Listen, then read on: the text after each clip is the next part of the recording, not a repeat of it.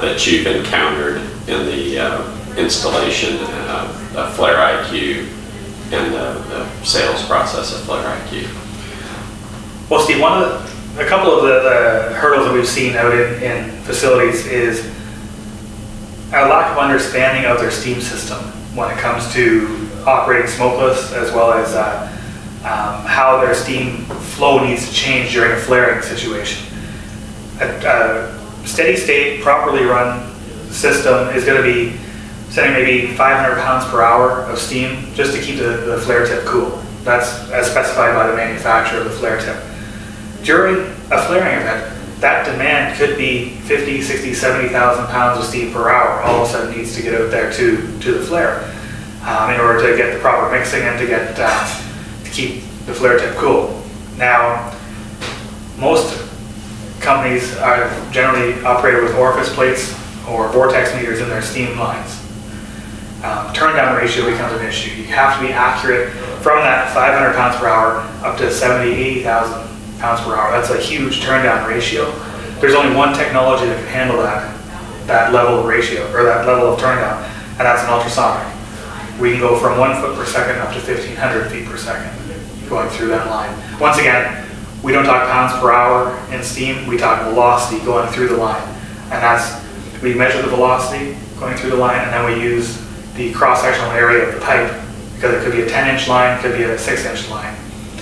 And with that, we're able to measure the full range through 1 meter. Most facilities are having to add 2 to 3 meters just to get that rangeability. And do you mind explaining turndown ratio Sure. for folks?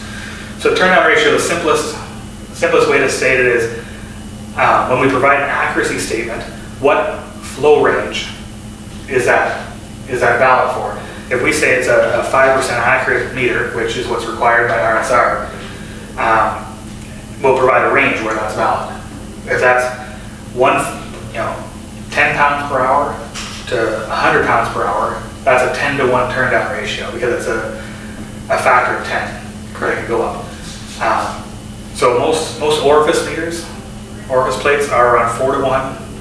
Vortex meters on steam, if it's a high-end system, it's going to be maybe 25 to 1. You might be able to stretch it to 40 to 1. Ultrasonics are 1,500 to 1. And through our studies, we haven't seen too many flare systems that require anything less than about 60 to 1 for the full range. And for that reason, the Panametrics steam meter is the best solution for a single meter measurement. Okay, you mentioned vortex meters and weirs. Can you explain briefly what is a weir and what is a vortex? How do they work? So a weir, I didn't mention a weir, I mentioned an orifice plate. I'm sorry. They operate on similar technologies. The orifice plate is what's called differential pressure. So you put a restriction in the line, and you measure the pressure on one side and the pressure on the other, and there's going to be a difference. And we use that to determine the flow rate going through that line.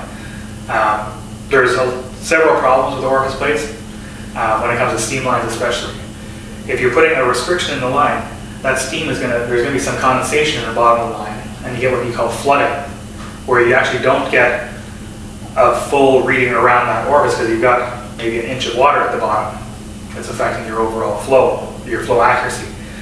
Vortex meters, the steam goes through the line and it goes around a bluff body, and that causes vortices, going through the pipe, and you measure the vortice count going through there, and that turns into a volumetric reading.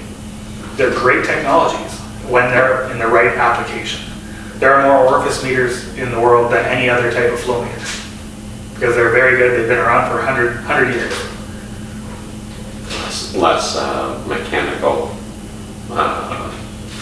movements, and maybe they have less maintenance. Why do people choose orifice meters in the first place? So there's a couple reasons. First off is familiarity. They are all over the place. People are used to them. It's one of the first technologies of flow measurement that's taught. And so there's that aspect. They're also less expensive. It's probably the cheapest way to measure flow. However, when you get steam, in steam lines specifically, talking about steam, anytime you put something in the line and create a pressure drop, that's putting more pressure on, for lack of a better term, more pressure on your boiler system and your compressor lines, and you have to actually put more energy into it to push the fluid, the steam through the line. Where the ultrasonic meter is what we call a full bore system. You can look straight through that pipe and there's nothing that's going to affect your flow. There's no vortex, like no bluff body in the line. There's no cone. There's no restrictions in the So lines. the transducers actually sit outside the pipe and shoot the sound through the pipe? They are generally slightly recessed from the line, so it is a full bore solution. Excellent. So the sort of the advantages of a sound-based flow measurement in a steam system is that you have lower energy usage and you have an additional turndown ratio. Yes, and that the full bore pipe, benefit is throughout all ultrasonic meters, whether it be custody transfer, gas or liquid meter. Anytime you can reduce the amount of restrictions in a pipe, it's going to be a more efficient reading. Correct, because you don't have the pressure drop associated with the obstruction. Yes, and one of the biggest costs to a refinery is their compressor systems. Any type of your balance of plant type of costs, just regular maintenance on those units. If you can reduce the load on that infrastructure, the better it is long term for the facility. Excellent. How often does a vortex meter need to be serviced relative to a panometric flow meter? So when it comes to the regular verifications and everything, that's really is manufacturer dependent. It's not really technology dependent. I don't want to speak for other manufacturers what they recommend. I do know for the ultrasonic meters, we recommend annual PMs on the steam meters, which is very different from the annual verification, which is done on the flares. The annual verification on the flares is a regulatory requirement. The annual verification on the steam meters is not regulated. We recommend it though. It's a best management practice versus a regulatory requirement. Yes. Excellent. How about the fuel supplemental gas flow measurement? You talked about the steam turndown ratio and the importance of that. Is there a corollary on the fuel gas or supplemental fuel side? Turndown is always an issue. You need to have, whether you do it in-house or you get a consultant to come in and talk to you about, what the minimum and maximum requirements are for your makeup gas. You need to have that value. And so turndown can come into play with the natural gas, like street gas or sweet gas. They're usually what I found, the lines are anywhere from 3/4 of an inch to 2 inches, 2-inch lines for the gas makeup. If you are dealing with a 2-inch line, then you can start talking ultrasonics. We have options for that. However, usually we're dealing 1 or 1.5 lines, and then there are some other technologies out there that I'm sure that you can bring in some of those manufacturers to talk about that application. Okay, so the panometrics is only on the fuel gas flow, the flare waste gas flow and the steam flow. unless they get to a 2-inch or larger makeup gas line. So if you've got like a 48 or a 60-inch flare line, you're probably going to have a 2 or 3-inch makeup gas line. Then all the benefits of ultrasonic can be seen by using that. However, if you've got a 36-inch flare, you probably have an 1.5 inch makeup gas line. Then there's some other technologies that I would recommend, a thermal mass type of meter. So we talked about the thermal mass meter being an application that works well when you have a very consistent composition. So would that thermal mass meter still work if you're using refinery fuel gas, or does that only work if you're using natural gas as a supplemental fuel gas? If you're using street gas, which means you purchase it and it's a straight off the line natural gas, then thermal mass is the optimal solution for a line smaller than 2 inches. If you're using sweet gas, like refinery gas, then it really depends on the consistency of that.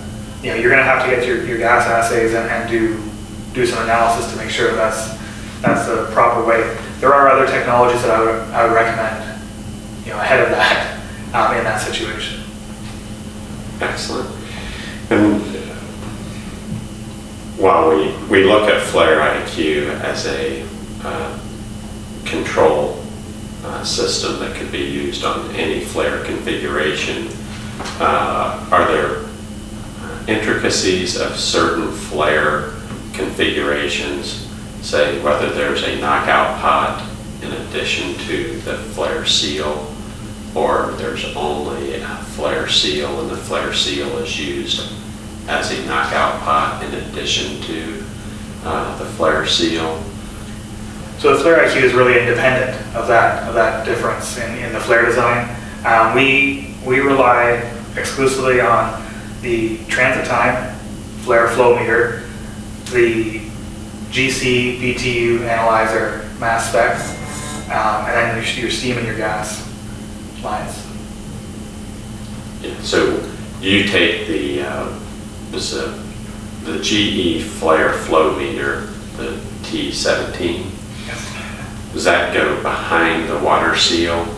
Or I mean behind the knockout pot, between the knockout pot and the water seal, if they have both of those in the flare lineup? Well, you'll want to have it definitely before the water seal. Generally, we want our flare meter to be before any of that. We want it to be on the process side of that equipment. Okay. Yeah, now we may have to cut part of this because now I'm really getting into some questions. Yeah, but that one. Yeah, so I'll start over. The flare composition, the flare waste gas flow composition, if there are droplets of organics or hydrocarbon in there, how does that impact the readings from the GE flare flow meter? Steve, when it comes down to it, the flare vent gas line is basically the equivalent of a water treatment plant. You get everything that nobody wants goes through that line. So there will be moisture in there will be condensates, there will be some heavy stuff that goes through there. The ultrasonic meter is great at cutting through any of that stuff. I've seen transducers be pulled from systems where they've got a big glob of tar basically on, and you're still getting the measurement through. That's where it comes down to is the importance of annual verifications, is to make sure that you can have situations where you get a huge blast, like plant evacuation type of blast going through that flare line, and you want to make sure those transducers haven't bent a little bit.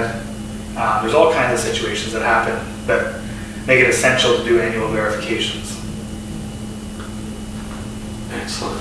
So the flare waste gas, the presence of moisture, the presence of droplets of hydrocarbon, the flare flow meter, the GE flare flow meter still continues to read an accurate flow and BTU readings. That's one of the reasons why it's the toughest measurement to do in a refinery, is or toughest flow measurement to do in a refinery, because not only do you have all that junk going through the line at intermittent times. You can't plan for it, but also you're needing to measure from the flow barely moving down the line at like 0.1 feet per second. So that's like an inch a second. It's going very slowly through, all the way up to it's an emergency. They need to evacuate the entire plant, up to 396 feet per second, and you need to be accurate for that whole range. Tie that in with you don't know what's going through the line. It is a very difficult measurement. And how about concentrations of H2S or sulfur compounds? Does that cause any problems for the flare flow meter? It can. It affects when it mixes with moisture and becomes acidic, and we haven't been told that. We might use titanium in our transducers rather than Monel. So it comes down to your material management side of it, where as long as you fill out that application data sheet with what we could see, we will design the proper transducers for that application. We run flare meters at HF, like HF flares, and as long as we use Monel, the transducers last. That's very interesting.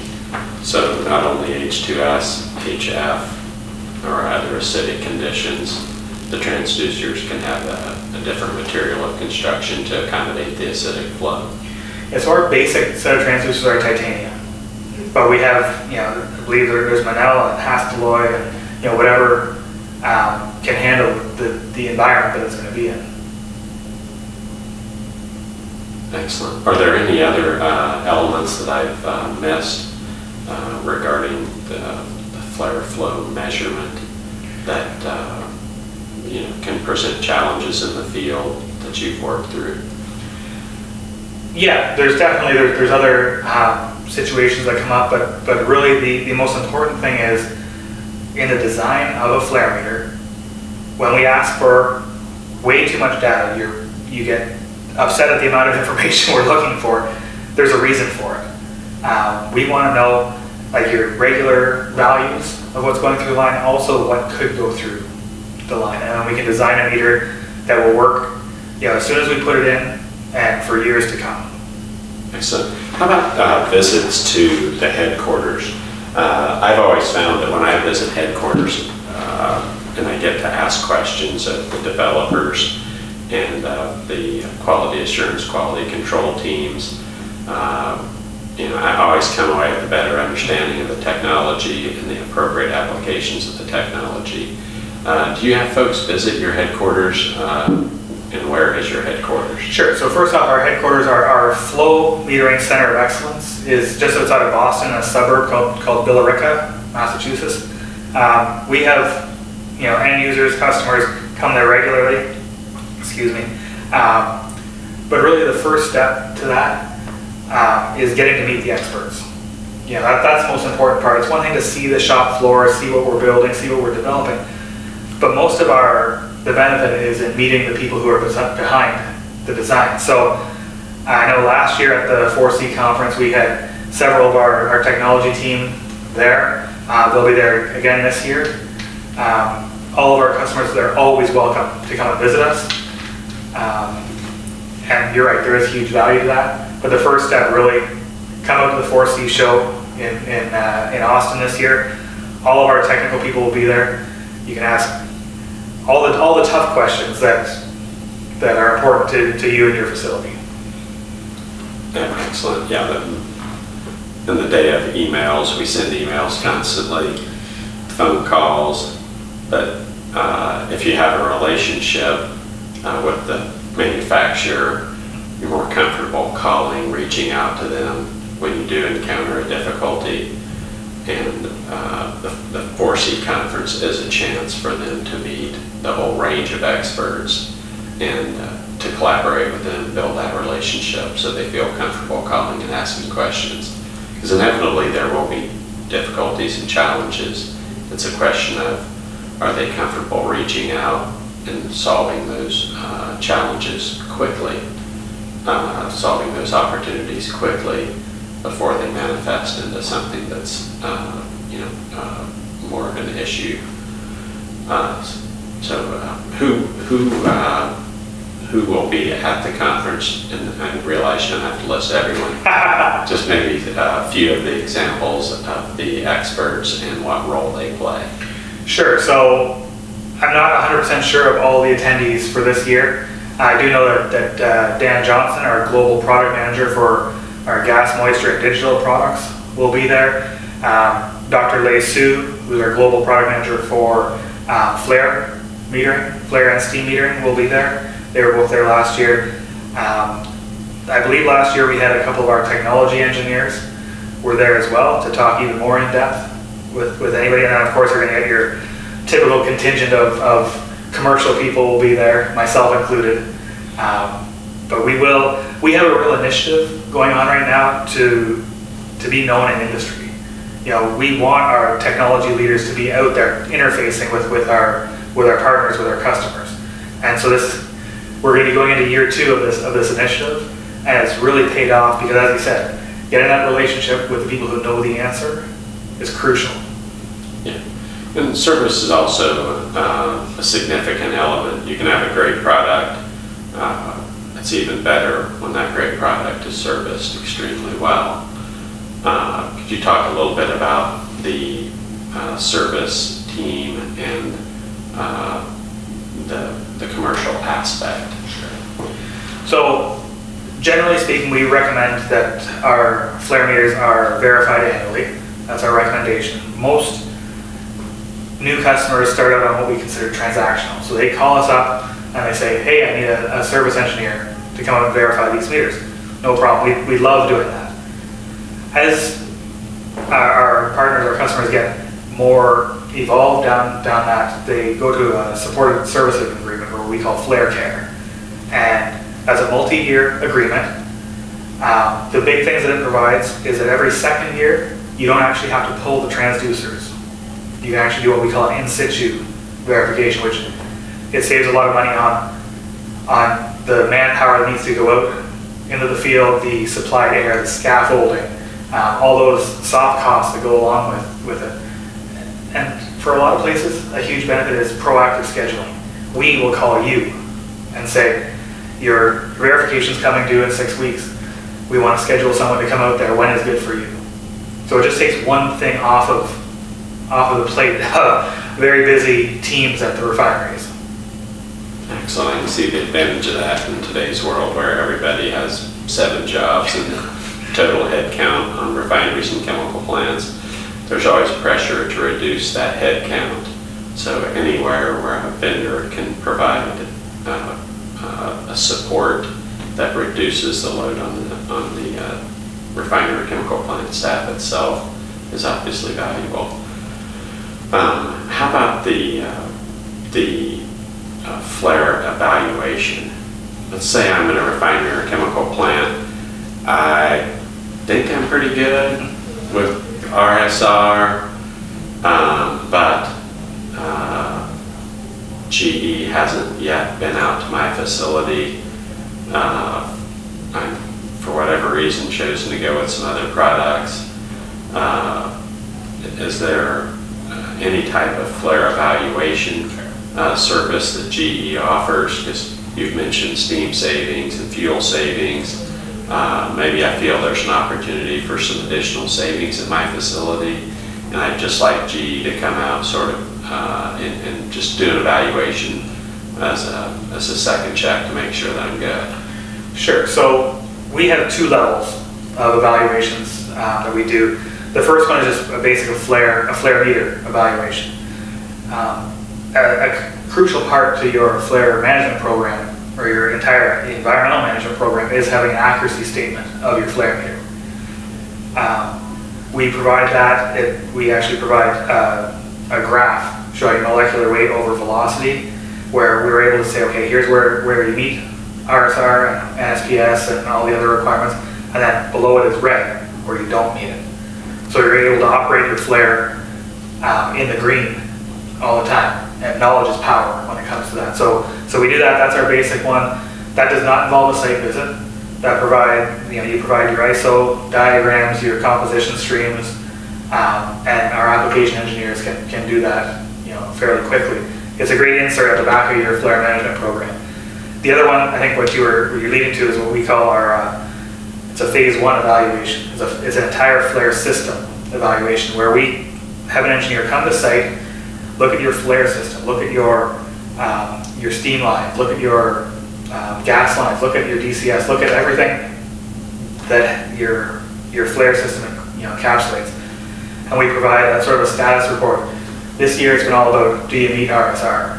Yeah. And so I mentioned earlier about knowing what your turndown ratio or your mins and maxes for your steam and your makeup gas were. We provide that information in that program.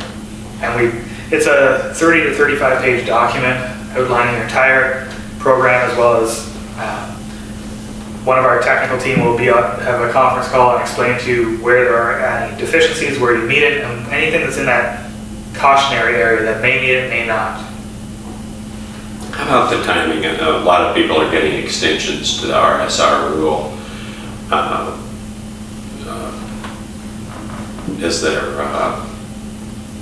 there any changes in pricing or changes in other technology aspects of the flare flow meters or flare IQ that people should know about? Sure. So death, taxes, and price increases, right? Those are the 3 sure things in life. We are having an increase come January 1st in the flare IQ. I can't speak to the flare meters, the steam meters, and all that. Those go through our projects team. But the flare IQ, I do know, is going to be going up in price come January 1st. Hopefully, everyone's able to get their orders in, prior to January 1st, because it is January 31st is the deadline for RSR compliance, and we want to make sure that everyone who is able to, gets compliant by that point. And I know you had mentioned earlier about the timing. If someone calls on December 15th and says, hey, my programming engineer thought he had this under control, but now there's some other things come up in the plant, and the plant really wants to put him on these other projects that have a high rate of return themselves. How quickly can you implement a flare IQ system? So that is really dependent on the load on our team at the time, but in reality, from the decision to purchase flare IQ to the install, if everything goes right, you're talking about 2 weeks. Now I'm not saying that that's our lead time. Maybe not December 15th to the 31st over Christmas. Well, so what it entails is we need to get the I may have picked a bad date there. Yes. So that we get the flare IQ built, and then there is a significant amount of Modbus mapping that needs to take place before we send an engineer to site. It's not a whole lot of work, but it does take time. We have a document to help everyone go through it, but there's a couple days worth of work for the end user to give us the information that we need. But once all that information has been received and we're able to integrate it into the flare IQ, as I said earlier, it's about 4 hours for an engineer, one of our service engineers, to be on site and to get it running.